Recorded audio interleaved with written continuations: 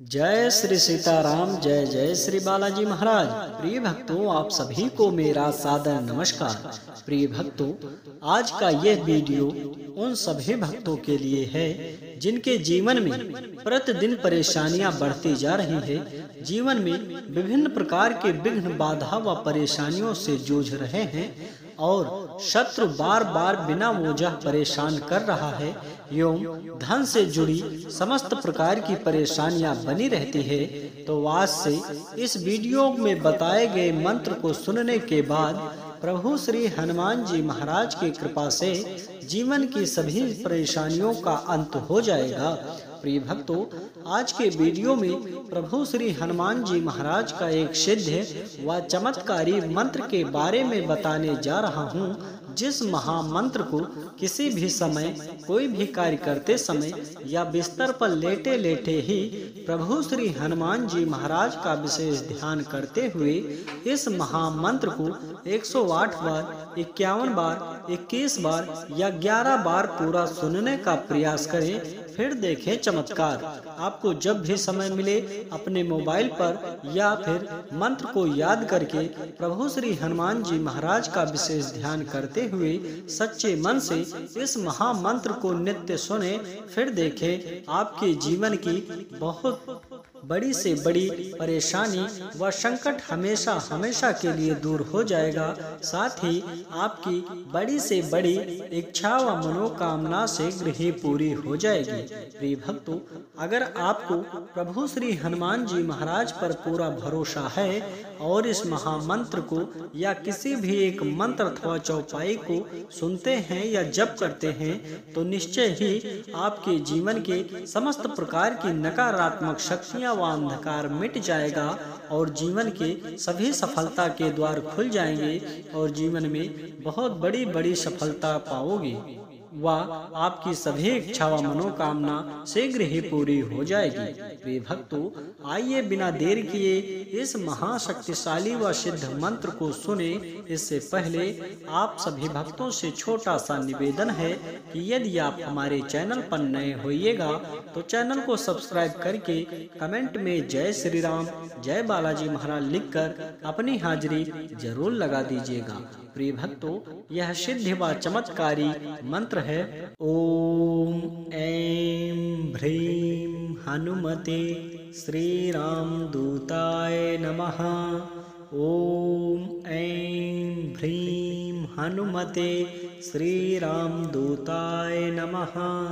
ओम ऐं ह्रीं हनुमते श्री राम दूताय नमः। ओम ऐं ह्रीं हनुमते श्री राम दूताय नमः। ओम ऐं ह्रीं हनुमते श्री राम दूताय नमः। ओम ऐं ह्रीं हनुमते श्री राम दूताय नमः। ओम ऐं ह्रीं हनुमते श्री राम दूताय नमः। ओम ऐं ह्रीं हनुमते श्री राम दूताय नमः। ओम ऐं ह्रीं हनुमते श्री राम दूताय नमः। ओम ऐं ह्रीं हनुमते श्री राम दूताय नमः। ओम ऐं ह्रीं हनुमते श्री राम दूताय नमः। ओम ऐं ह्रीं हनुमते श्री राम दूताय नमः। ओम ऐं ह्रीं हनुमते श्री राम दूताय नमः। ओम ऐं ह्रीं हनुमते श्री राम दूताय नमः। ओम ऐं ह्रीं हनुमते श्री राम दूताय नमः। ओम ऐं ह्रीं हनुमते श्री राम दूताय नमः। ओम ऐं ह्रीं हनुमते श्री राम दूताय नमः। ओम ऐं ह्रीं हनुमते श्री राम दूताय नमः। ओम ऐं